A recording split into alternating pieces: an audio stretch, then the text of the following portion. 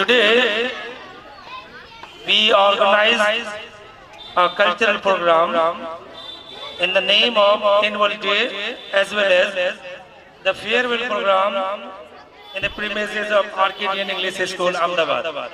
In the first time, इस school का जब मैं न्यू रख रहा था तो सबसे पहले मुझे खड़ा करने वाला व्यक्ति मेरे पेरेंट्स, मेरे माता पिता, और दुनिया के हर इंसान को माता पिता से ही सबसे ज्यादा गाइड मिलता है, उसके बाद उसके उस्ताद से।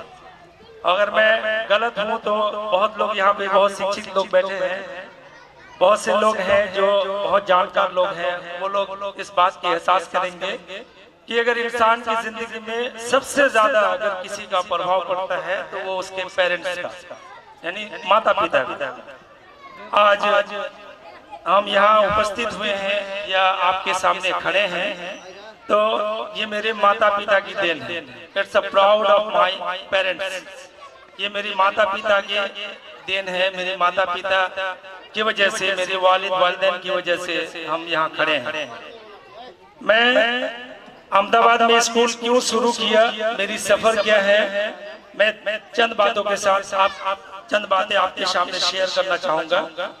यहाँ स्कूल शुरू करने में यहाँ के जो लोकल कलीग थे मेरे, जो अहमदाबाद की धरती के कुछ शिक्षित लोग हैं, जो लोग मेरे सपोर्टर हैं, उनकी देन दी है इस स्कूल को यहाँ शुरू करना और खड़ा करना। मैं इससे पहले कि मैं अपना परिचय दे दूं, मैं मोहम्मद पेशकर अली, मेरे पिता हैं डॉक्टर जैनुल आबिदीन, जो शुरुआती दौर में हम लोग यहीं के बसिंदे हैं, बबला बन्ना ग्राम। और हम लोग यहाँ आज से 25 साल, तकरीबन 25 साल पहले यहाँ से पलायन कर चुके हैं, माइग्रेट कर चुके हैं। और अभी हम लोग जहाँ वर्तमान में बसे हुए हैं वो है दिघल बैंक। ये किशनगंज डिस्ट्रिक्ट का एक ब्लॉक है दिघल बैंक, वहाँ के एक गांव में बसे हुए हैं हम लोग। 7 भाई 2 बहन, कुल मिला के एक लंबा परिवार, जिसमें सभी भाई, अब्बा ने सभी भाई को तालीम दिए है, अच्छे एजुकेशन हम लोगों को दिए हैं। और मैंने शुरुआत में दीनी तालीम हासिल किया, मदरसा से पढ़ाई की। उसके बाद अब्बा को ख्वाहिश हुआ कि नहीं, इसको स्कूल में पढ़ाएंगे। उनकी ख्वाहिश थी कि इनको डॉक्टर बनाएंगे। आगे पढ़ाई शुरू हुई, सफर मेरा चालू हुआ और मैं बहुत लेट मैट्रिक किया। उसके बाद मैं फिर स्कूल ज्वाइन किया, मैं स्कूल में पढ़ाने लगा। ये शुरुआत मेरा 2003 से हुआ और मैं तकरीबन 2003 से स्कूल से जुड़ा हुआ हूँ। मैंने अपना पढ़ाई भी किया है और साथ में पढ़ाया भी मैं एज ए कोचिंग के रूप में, ट्यूशन के रूप में। मैं जब +2 किया जीनियस कोचिंग इंस्टीट्यूट कटिहार से, बहुत लोग यहाँ जानते होंगे, उस बहुत फेमस कोचिंग थे। तो मैंने +2 इंग्लिश मीडियम से किया था। शुरुआत में मेरी मैट्रिक अहमदाबाद हाई स्कूल के ही मैं प्रोडक्ट हूँ और इसी स्कूल से मैंने मैट्रिक पास किया। उसके बाद मैं केबी जा कटिहार से +2 किया और जीनियस कोचिंग इंस्टीट्यूट में रह के मैंने वहाँ पढ़ाई की। वहाँ के जो असातिज़ा है, वहाँ के जो टीचर्स हैं, उनसे जो मुझे गाइडलाइन मिली कि सही पढ़ाया कैसे जाता है, सही से पढ़ा कैसे जाता है, अच्छी तालीम कैसे हासिल की जाती है, मुझे वहाँ के उस्ताद ने सिखाया। मैं शुरुआत में मुझे साइंस बहुत भारी लगता था, मतलब मेरे लिए सबसे ज्यादा बोझ का विषय था साइंस, क्योंकि मैं मदरसा का प्रोडक्ट था। मेरी पढ़ाई इस लाइन में कमजोर थी, इस वजह से मुझे बहुत ज्यादा टफ होता था। मैं साइंस का जो बेसिक था वो मेरा बहुत कमजोर, मैं समझ नहीं पा रहा था। लेकिन जब मैं कटिहार शुरुआत किया तो मेरे उस्ताद ने मुझे गाइड किए और मैंने मेहनत की। फिर साइंस में मैंने अच्छा किया। इसके बाद मैंने BSc किया, फिर मास्टर किया। उसके बाद मैंने पढ़ाने का काम चालू किया एज ए साइंस टीचर के रूप में। और मैंने जो दिक्कतें झेली थी शुरुआत में, जो मैंने परेशानियां झेली थी, उस दिन से मैंने ठाना है कि अगर मुझे पढ़ाना है, पढ़ाने का मौका मिला, कभी मैं उस्ताद बना अगर, या इस फील्ड में कभी मैं आया, तो सबसे पहले जो परेशानियां मुझे झेलनी पड़ी, मैं आइंदा किसी को झेलने नहीं दूंगा। इसलिए मेरे पास जो लोग भी पढ़ते हैं, मैं उनको सबसे पहले साइंस का बेसिक नॉलेज का ज्ञान देना पसंद करता हूँ और मैं देता हूँ।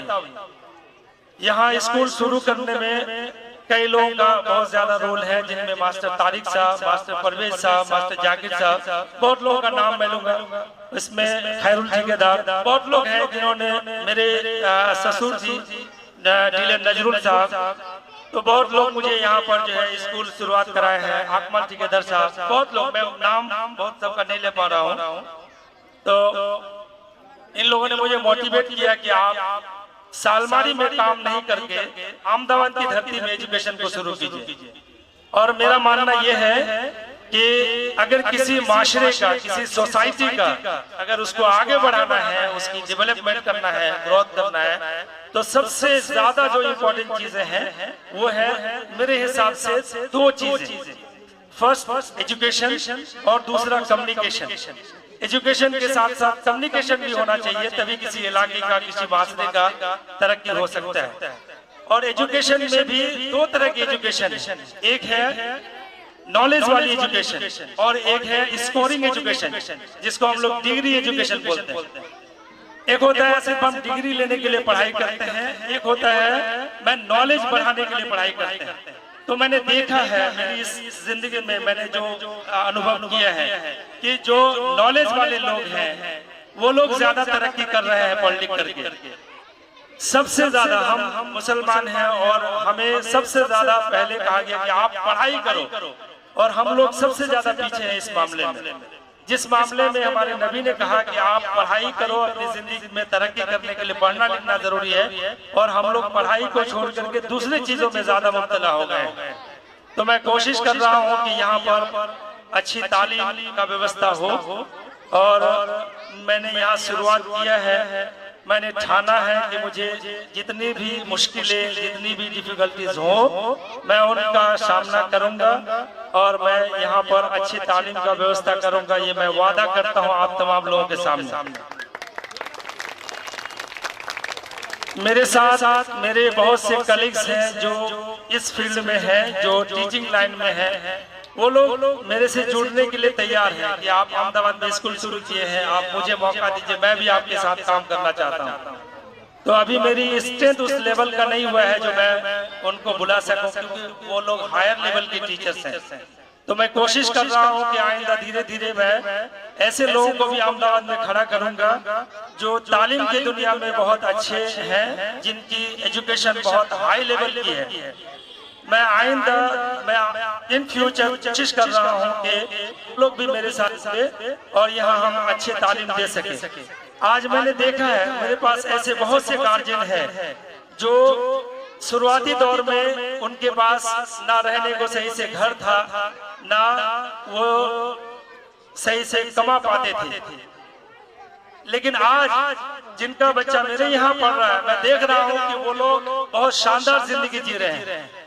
मैं 10 से 15 साल पीछे की बात कर रहा हूँ कि दयनीय स्थिति में था वो लोग, और आज उनका बच्चा आरके इंग्लिश स्कूल में पढ़ रहा है, और अभी हॉस्टल में रह करके, जहाँ वो 3500 रुपए की फीस हर महीना देता है। मतलब ये कमाल की बात है। तो मैं चाह रहा हूँ कि जो लोग मेहनत कर रहे हैं, जो अपने बच्चे की भविष्य में इतनी सोच रहे हैं, तो मैं उनसे गुजारिश करूंगा कि आप इसको बनाए रखिए। आइंदा मैं अपनी तरफ से भी आपको आज वादा कर रहा हूँ कि जो लोग मेरे ऊपर भरोसा किए हैं, जो लोग मेरे ऊपर आप लोग क्या कहते हैं भरोसा किए हैं, मैं उनको भरोसा दिलाता हूं कि मैं भी आपके भरोसे पर भरोसा कर रहा हूं और उस पर खड़ा उतरूंगा। ये मेरी कोशिश है। इम्पोर्टेंस ऑफ एजुकेशन को लेके मैं 2-4 बातें आपके सामने करना चाह रहा हूं कि पढ़ना लिखना क्यों जरूरी है। हमें तालीम दोनों तरह की चाहिए। हमें अपने दीन की भी तालीम चाहिए और हमें दुनिया की भी तालीम चाहिए। इसलिए मैंने यहाँ पे दोनों तरह की व्यवस्था धीरे धीरे करने जा रहा हूँ। आने वाला टाइम में मैं यहाँ अरबिक एज ए लिटरेचर और इस्लामिक स्टडीज भी शुरू करने वाला हूँ। मैं इसके अलावा जो दुनियावी तालीम है, इंग्लिश, आज के डेट में इंग्लिश एजुकेशन की बहुत ज्यादा जरूरी है, बहुत ज्यादा अहमियत है। और हर घर में मैं समझता हूं कि आपका बीपीएससी हो या नहीं हो, आपका यूपीएससी हो या नहीं हो, भारत के हर बच्चे को इसकी तैयारी करनी चाहिए। हर एग्जाम की तैयारी आपको करनी चाहिए, जिस फील्ड में भी आपको मजा आता हो। अगर कोई बच्चा इंजीनियरिंग पसंद करता है तो उसको उसके माँ बाप को गाइडेंस करना चाहिए, गाइड करना चाहिए कि नहीं आप करो। अगर किसी को पीसीएस पब्लिक सर्विस कमीशन में जाना है तो वो अगर जाना चाहता है तो आप सपोर्ट कीजिए, क्योंकि उसकी भविष्य उससे भी खिलती है। क्योंकि जब तक हम तैयारी नहीं कराएंगे बच्चों को, उसको सही गाइडेंस नहीं मिल पाएगा, अच्छे टीचर नहीं मिल पाएंगे। और scoring without learning is very dangerous. एक पढ़ाई है जो हमारे माशरे में या इलाके में ज्यादा चला हुआ है, जिसको हम रेडीमेड पढ़ाई के नाम से जान रहे हैं, सिर्फ मार्क्स लेने के लिए पढ़ाई करना। तो स्कोरिंग पढ़ाई बहुत ज्यादा डेंजरस है, उसको हम लोग परहेज करें तो मेरे ख्याल से ज्यादा अच्छा है। ये मेरी ओपिनियन है कि स्कोर जरूरी है, लेकिन नॉलेज ज्यादा जरूरी है। नॉलेज का ज्यादा अहमियत है, स्कोरिंग का अहमियत तो है, वो हमारे लिए जरूरी है, लेकिन ज्यादा जरूरी है कि हमारे पास ज्यादा से ज्यादा नॉलेज हो, ज्यादा से ज्यादा इल्म हासिल हो, ज्यादा से ज्यादा हम नॉलेज वाली चीजें हासिल करें। पढ़ाई लिखाई में ये दुनिया का सबसे टफ काम है। एक महान साइंटिस्ट है जिसका नाम आप में से बहुत लोग जानते होंगे, अल्बर्ट आइंस्टाइन। उनका कहना है कि दुनिया का सबसे टफेस्ट वर्क अगर कोई है तो वो है गेटिंग एजुकेशन, पढ़ाई, इल्म हासिल करना। पढ़ाई करना सबसे टफ काम है। और बहुत से माँ बाप का ये ख्वाहिश होता है कि मेरा बेटा दिन भर पढ़ता रहे। इट्स नॉट पॉसिबल, ऐसा संभव है ही नहीं कि दिन भर पढ़ता रहे। बच्चे अगर 4 घंटे भी मेहनत करके पढ़ रहे हैं तो इट्स सफिशिएंट, उसके लिए बहुत ज्यादा है। क्योंकि उनकी जिंदगी में साथ साथ और भी चीजें हैं, उनको खेलना कूदना है, समाज में उनके हम उम्र के बच्चों के साथ दोस्ती बनाना है, समाज को भी पढ़ना उनको जरूरी है। सिर्फ किताबी ज्ञान जरूरी नहीं है, उनको सामाजिक पढ़ना भी जरूरी है, सामाजिक ज्ञान भी जरूरी है। वो अपने साथ जो अपने हम उम्र के बच्चों के साथ उठ बैठ कर रहे हैं वो भी बहुत जरूरी है, क्योंकि उससे ये उसको अनुभव होगा कि जिंदगी आगे कैसे चलेगी। जिंदगी जो सिखाती है ना वो बहुत ज्यादा काम आती है। हम लोग किताबों से जो सीखते हैं, इसके अलावा जो जिंदगी से सीखते हैं, जो हम माशरे में रह के उस्तादों से, माँ बाप से, अपने आसपास के बड़ों से जो सीखते हैं, ये हमारी जिंदगी में बहुत ज्यादा काम आती है। मैं इन्हीं चंद बातों के साथ अपनी वाणी खत्म करता हूँ। आप तमाम लोगों का मैं तहे दिल से शुक्रगुजार हूँ, शुक्रिया अदा करता हूँ। Thank you very much.